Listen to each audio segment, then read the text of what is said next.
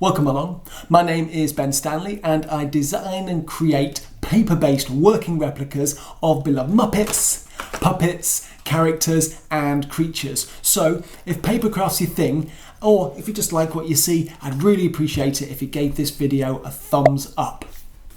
So it's been a little while since I shared a Muppet-based paper puppet build, so I thought it was high time to come back with a good one, or should I say, a great one.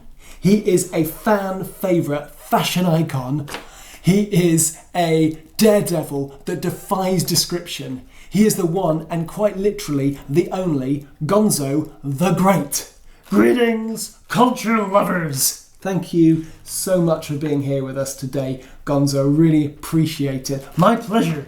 What would you like me to do? I could eat a rubber tire to Flight of the Bumblebee. I could dance to Top Hat in a vat of oatmeal. Ooh, I could hypnotize some chickens. You know what?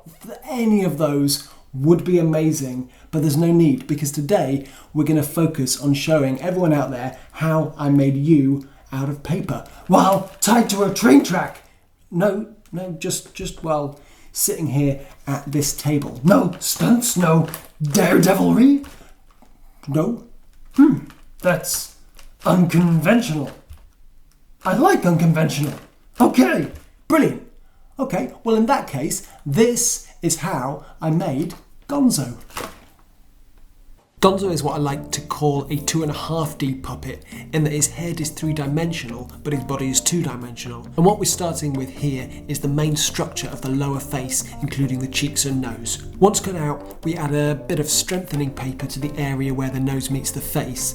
Then we start gluing the top of the sheet where the eyes will eventually sit. And just to note, all the template markings will be on the inside of the structure. And I recommend scoring all the folding lines before you start folding and gluing. Next, we fold the curved lines on either side of the sheet that will eventually mark out the upper section of the mouth. As you can see, the fold line on one side is much shorter than the other. Then we glue together a small tab. Then we glue the inside of the shorter folded section, fold it around the back and glue it into the longer section so the edges of the paper and the edges of the curve line up on both sides. This creates the space for the upper mouth to glue into. And this is the mouth section itself. Firstly, we fold all these lines as per the template instructions.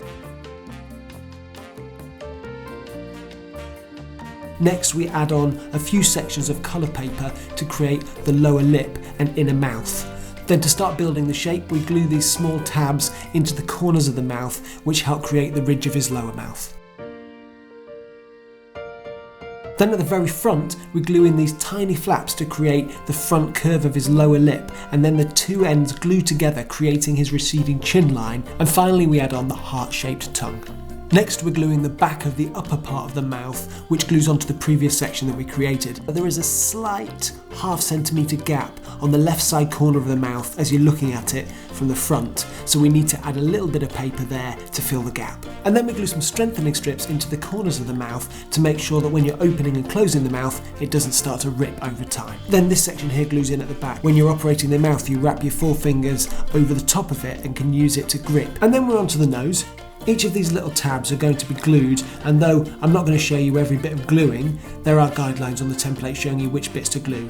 And the gluing process, as always, is going to take much longer than I'm showing here, and you just have to be patient with it. Even without the glue bonding time, it's still quite a painstakingly slow process. So as I'm getting on with it, now is perhaps a good time to ask, what's your favourite Gonzo moment or performance? Do let me know in the comments, I'd really love to hear that. My favourite performance has to be Gonzo as Charles Dickens in A Muppet's Christmas Carol. We watch that one every year, and I especially love his costume. And obviously, being such a fashion icon, there were loads of options I could have gone with for this puppet, but as you'll have seen, I decided to go for the classic red suit from the early days. But the great thing about this puppet is you could easily swap his costume out without too much effort. Next, this blue section will make up half of the top of the head, and there are a couple of tabs here to glue together to give it the curvature it needs. This extra bit of strengthening paper is added to the point at the corner of the eye that will have a bit of extra stress on it due to the way that the paper is going to be folded. So the blue section attaches to the purple section as shown, glued along the two edges where they meet, and I'll show you that gluing in the next one. It's really important that the blue paper goes flush to the very corner of the mouth, and the blue section that travels up to where the eye will go bisects the fold line on the purple section by 2.5 centimetres from the start of the fold line. The eyes are each made from half of a 4cm diameter polystyrene ball, the eyelids each from a 5cm polystyrene ball. We colour the eyelids yellow at the top and green at the front, and then we're going to glue on the eye section. Then this gets cut, but at an angle a little less than 90 degrees so that the eyelids slightly overhang the eyes. We glue the eyes in so that they cover over the tip of the blue section and push right up into the corner where we added that extra bit of strengthening paper. And then the second one glues in the same way. Next we're going to glue the paper down onto the top of the eyelids and then fold back this tab and glue that down the other side of the eyelid. Then the next tab along folds back as well to glue to the next eyelid so that we're covering the gap in between the two eyes.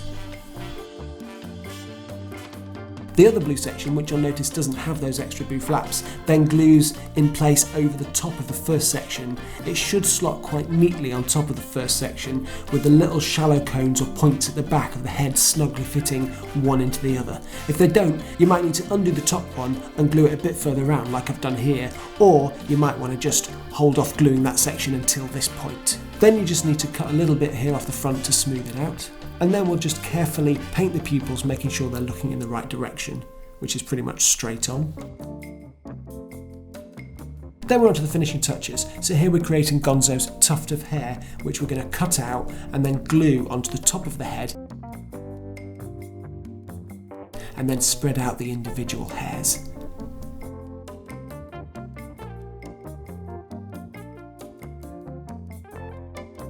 Then we glue the body via the neck, and if you score around the collar line where the neck meets the shirt and bow tie, the subsequent fold allows the neck to transition smoothly from the 2D body to the 3D head. And there you have it. That's your Gonzo. So there you have it, a Gonzo puppet made out of a few sheets of paper. You know, I like you. You're a weirdo too, with your paper creations. Thank you, I think. And thank you for watching, really appreciate it. If you like this and you like the Muppets, you might want to check out my other Muppet builds, which you can see just over there. Until next time, bye bye. Goodbye.